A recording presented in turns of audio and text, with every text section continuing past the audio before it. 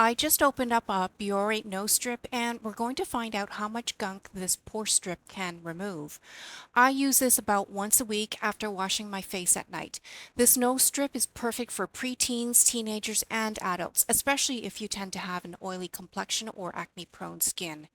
Make sure you wet your nose and then peel away the plastic backing and then place the nose strip onto your nose bridge and then smooth it out onto your face on either side of your nose bridge. Within 10 minutes, you should feel the strip harden, and that's when you know it's time to remove the strip. I usually use my fingers and start on one end and then slowly lift and peel it away from my face.